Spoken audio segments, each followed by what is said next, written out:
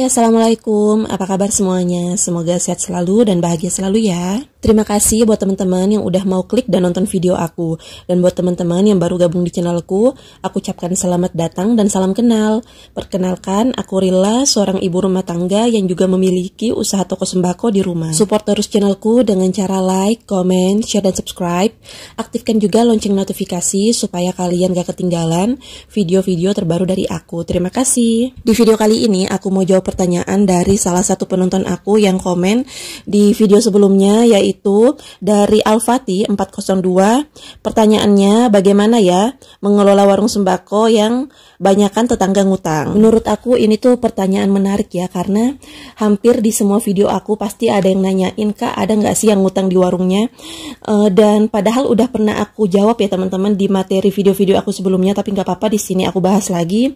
Jadi kalau yang namanya kita memiliki bisnis seperti warung sembako, tentunya memiliki resiko konsumen itu yang berhutang atau kasbon. Apalagi mungkin yang ngutang ke warung kita itu merupakan tetangga atau orang sekitar kita atau bahkan keluarga.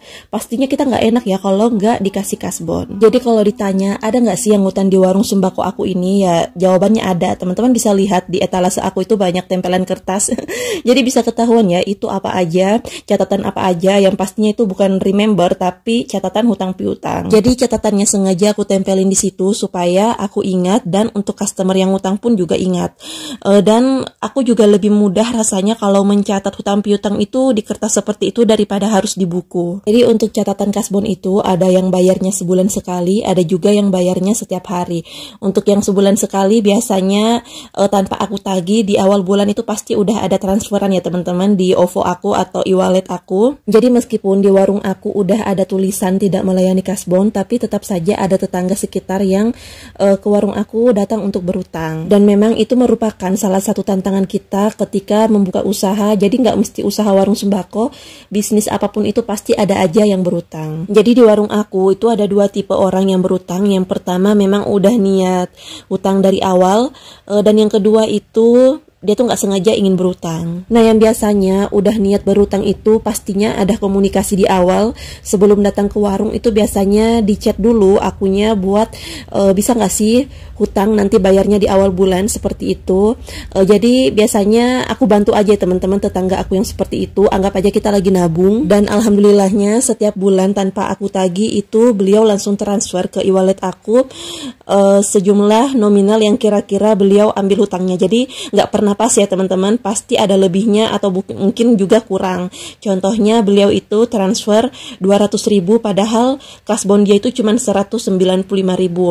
Nah, jadi setelah udah ada transferan uangnya, di situ aku kirim catatannya apa-apa aja yang udah diambil. Nah, itu kan pasti ada lebihnya, misalnya 5.000, itu 5.000-nya itu aku jadikan deposito untuk pengambilan selanjutnya. Jadi kurang lebih seperti ini ya teman-teman laporan aku setelah beliau transfer. Aku kasih baik itu dalam bentuk note dan juga catatan aslinya supaya beliau bisa lihat pengambilan beliau selama satu periode sebelumnya. Kemudian untuk tipe kedua yang nggak sengaja ingin kasbon, itu sebenarnya kalau misalnya beliau datang ke warung aku cuman membawa uang 100.000, terus ternyata belanjanya over budget, misalnya lebih 10.000, jadi biasanya aku bilang udah nggak apa-apa, ambil aja dulu, nanti datang berikutnya boleh bayar, kayak gitu ya teman-teman. Dan beruntungnya untuk tipe seperti ini tuh utangnya nggak pernah lama, pokoknya kurang dari 24 jam itu biasanya udah langsung dibayar. Tapi aku nggak pernah membiasakan sama sekali untuk anak-anak yang datang berutang, karena menurut aku mindset berhutang itu jangan dibiasakan dari kecil ya teman-teman. Jadi kalau misalnya anak tersebut datang ke warung aku, uangnya cuma 5.000, terus tiba-tiba ternyata belanjanya 10.000, pasti aku kasih pengertian ya kalau misalnya uangnya nggak cukup, belanjanya cuma boleh ini sama ini aja, kayak gitu. Aku juga kurang suka kalau misalnya ada orang tua yang kasih catatan ke anaknya untuk datang ke warung berhutang. Menurut aku itu salah banget ya teman-teman, karena membiasakan anak kecil untuk datang berhutang itu menurut aku kurang baik. Nah, jadi kalau misalnya mungkin teman-teman yang saat ini mungkin lagi di kondisi sulit, minta tolong banget kalau misalnya kalian ingin berhutang itu jangan minta ke anak kalian untuk datang ke warung. Langsung aja kalian yang datang ke warung komunikasikan sama penjualnya supaya lebih enak gitu ya teman-teman. Dan karena kalau misalnya kalian udah membiasakan anak kalian untuk berhutang, nggak menutup kemungkinan nanti di keesokan hari saat mereka udah beranjak dewasa, uangnya kurang, mungkin mereka dengan gampangnya untuk datang berhutang. Aku juga nggak pernah membiasakan untuk bapak-bapak yang berhutang rokok di warung aku, karena menurut aku yang namanya rokok, kalau memang kalian lagi di kondisi sulit, terus kalian masih tetap ingin merokok, itu menurut aku kesalahan yang besar ya. Kalau misalnya kalian datang ke warung aku untuk beli mie instan, telur, itu nggak apa-apa, mungkin masih bisa aku bantu. Tapi kalau misalnya kalian berhutang untuk beli rokok, ya itu aku mohon maaf aja, pasti aku tolak. Jadi image dari warung aku itu udah kebentuk ya teman-teman. Nggak pernah lagi ada bapak-bapak atau para tukang yang datang ke warung aku sengaja ingin berhutang rokok, karena memang satu orang yang aku tolak itu pasti udah kemana-mana ya informasinya kalau warung tersebut itu nggak memberi hutang rokok. Aku rasa dari semua penonton aku itu nggak semuanya pedagang sembako ya, nggak semuanya pengusaha warung sembako. Ada juga mungkin dari beberapa teman-teman yang selaku konsumen. Aku minta maaf ya teman-teman kalau misalnya ada salah kata dari cara aku berkomunikasi, dari cara aku menyampaikan. Intinya di sini teman-teman harus paham, karena yang namanya pengusaha warung sembako itu nggak semuanya bisa memberikan kasbon ke pelanggannya. Pasti ada juga yang secara terang-terangan nggak ingin warungnya tersebut itu ada hutang piutangnya. Kenapa? Karena yang namanya pengusaha pasti ingin warungnya berkembang. Omset yang mereka terima itu harapannya sesuai dengan barang yang udah laku. Ada juga yang beranggapan kalau misalnya kita memberikan layanan kasbon itu akan membuat konsumen menjadi pelanggan setia. Tapi kalau misalnya pelanggan tersebut terus-terusan kasbon dan nggak mau membayar, tentu itu akan membuat warung kalian itu akan menjadi rugi. Pasti teman-teman nggak pingin kan warung kalian itu menjadi tidak sehat. Jadi tips dari aku untuk saat ini, kita udah harus memilih-milih konsumen yang mana yang boleh kasbon. Sebaiknya teman-teman pilih konsumen yang membayar kasbonnya itu tepat waktu. Dan sebaiknya juga teman-teman harus tahu juga mempelajari mana konsumen yang memiliki komitmen yang baik untuk membayar hutang mereka. Selanjutnya yang harus teman-teman lakukan yaitu memberikan batasan waktu. Kita juga harus membuat komitmen dengan konsumen tersebut kapan kasbon mereka akan dibayarkan. Kalau misalnya ada konsumen yang nggak bisa melunasi kasbon mereka dalam jangka waktu tertentu, jadi sebisa mungkin konsumen tersebut itu nggak boleh lagi kita kasih kasbon. Karena kalau kita tegas, itu pastinya konsumen kita akan menjadi lebih disiplin. Selanjutnya buat teman-teman yang memiliki usaha warung sembako, kalau misalnya ada konsumen kalian yang berhutang itu, kita harus memberikan batas jumlah kasbonnya. Misalnya kita beri batasan cuman boleh berhutang sampai 200.000 aja. Lebih dari itu ya harus dibayar dulu hutangnya baru boleh ambil lagi.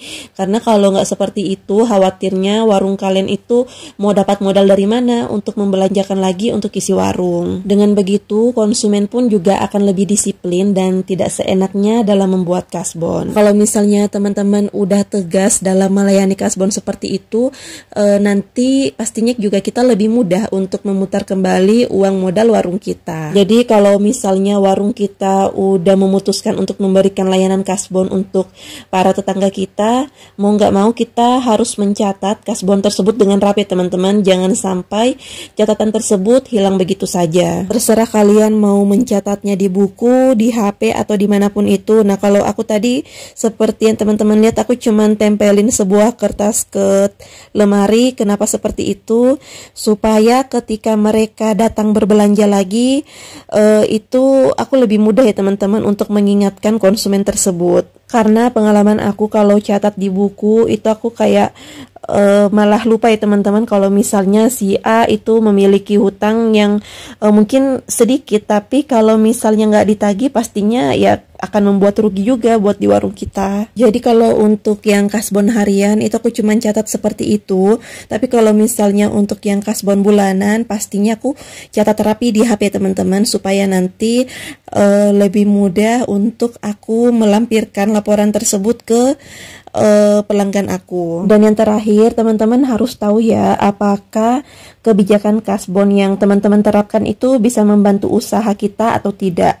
Sebaiknya teman-teman harus melakukan evaluasi secara berkala. Kalau misalnya kebijakan yang udah kalian buat itu dirasa merugikan, ya sebaiknya teman-teman ubah lagi kebijakan tersebut. Tapi kalau misalnya dirasa menguntungkan, anggap aja tabungan, ya nggak apa-apa. Sebaiknya juga teman-teman harus ada planning atau rencana untuk mengembangkan usaha kalian. Jadi itu dia teman-teman, sedikit sharing dari aku ya, semacam sisi lain dari warung sembako. Pasti ada aja yang namanya hutang piutang.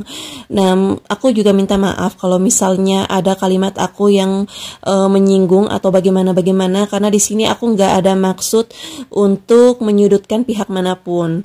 Karena di sini aku cuman sharing aja pengalaman aku selama menjalankan usaha warung sembako. Semoga apa yang aku sharing ini bisa bermanfaat buat teman-teman yang juga menjalankan usaha warung sembako, dan aku doakan buat teman-teman semuanya semoga bisa terhindar dari yang namanya hutang piutang. Mohon maaf kalau aku ada salah kata dan perbuatan di video ini. Sampai jumpa di video berikutnya. Wassalamualaikum warahmatullahi wabarakatuh.